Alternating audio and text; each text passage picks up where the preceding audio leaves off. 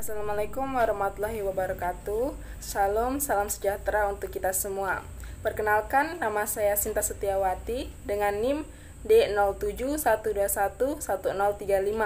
Saya dari kelas Teknik Industri B, Departemen Teknik Industri, Universitas Hasanuddin. Di sini saya akan membahas mengenai ragam bahasa. Jadi, ragam bahasa itu sendiri merupakan bentuk bahasa yang bervariasi menurut konteks pemakaiannya. Nah, ragam bahasa ini banyak sekali jenisnya. Di antaranya, ragam bahasa dialek, terpelajar, resmi, tidak resmi, dan masih banyak lagi. Jadi, dalam video ini saya akan berfokus membahas mengenai ragam bahasa jurnalistik.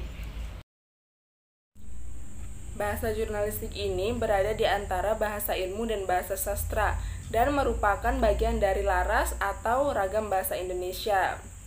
Jadi, bahasa jurnalistik ini adalah bahasa Indonesia yang baku, yang harus memperhatikan kaidah-kaidah yang berlaku. Beberapa ahli mendefinisikan mengenai bahasa jurnalistik, di antaranya sebagai berikut.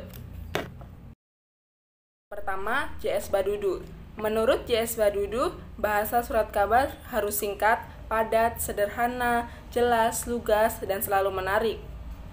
Nah, sifat-sifat itu harus dipenuhi oleh bahasa surat kabar, mengingat bahasa surat kabar dibaca oleh lapisan-lapisan masyarakat yang tidak memiliki tingkat pengetahuan yang sama. Yang kedua, Dewa Brata. Menurut Dewa Brata, penampilan bahasa ragam jurnalistik yang baik bisa ditenggarai dengan kalimat-kalimat yang mengalir lancar dari atas sampai akhir, menggunakan kata-kata yang merakyat, akrab di telinga masyarakat sehari-hari, dan tidak menggunakan susunan kaku, formal, dan sulit dicerna. Yang ketiga ada S. Wojowasito. Nah, menurut S. Wojowasito ini, bahasa jurnalistik adalah bahasa komunikasi massa sebagai tampak dalam hari-harian dan majalah-majalah. Nah, bahasa jurnalistik juga mempunyai ciri-ciri. Ciri-ciri tersebut diantaranya sebagai berikut.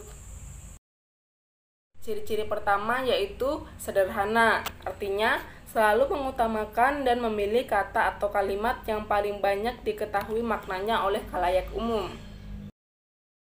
Yang kedua, singkat, artinya langsung kepada pokok masalah, tidak bertele-tele, tidak berputar-putar, dan tidak memboroskan waktu pembaca yang sangat berharga. Yang ketiga yaitu padat. Nah, artinya dalam bahasa jurnalistik, syarat akan informasi. Setiap kalimat atau paragraf yang ditulis memuat berbagai informasi penting dan menarik untuk khalayak pembaca. Ciri-ciri yang keempat yaitu lugas. Artinya tidak ambigu, sekaligus menghindari eufemisme atau penghalusan kata dan kalimat yang bisa membingungkan khalayak pembaca sehingga terjadi perbedaan persepsi dan kesalahan kesimpulan. Yang kelima, jelas, artinya mudah ditangkap maksudnya, tidak baur dan tidak kabur. Ciri-ciri yang keenam yaitu jernih, di mana bahasa jurnalistik itu bening, tembus pandang, jujur, tidak menyembunyikan sesuatu lain yang bersifat negatif seperti prasangka atau fitnah. Nah, selanjutnya contoh bahasa jurnalistik. Di sini saya akan memperagakan contoh bahasa jurnalistik. Ratusan mahasiswa Bandung berunjuk rasa Selasa 11 Juli 2015 di depan Gedung Sate Jalan Diponegoro, Kota Bandung. Aksi ini untuk menuntut pemerintah tidak menaikkan harga bahan bakar minyak. Aksi dilakukan setelah muncul kabar bahwa pemerintah akan menaikkan harga bahan bakar minyak bulan depan. Aksi ini berlangsung damai.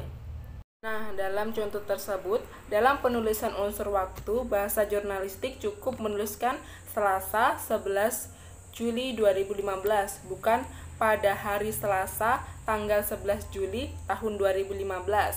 Dan unsur tempat cukup ditulis di depan Gedung Sate Jalan Diponegoro, Kota Bandung, tanpa menuliskan bertempat di depan Gedung Sate. Bahasa jurnalistik ini biasa digunakan oleh wartawan ataupun presenter saat menyampaikan berita, meliput berita, ataupun menyiarkan berita di TV. Bahasa jurnalistik ini juga bisa digunakan secara tulisan, biasanya terdapat pada media sosial ataupun koran. Itu itulah yang dapat saya sampaikan mengenai ragam bahasa jurnalistik. Terima kasih. Wassalamualaikum warahmatullahi wabarakatuh.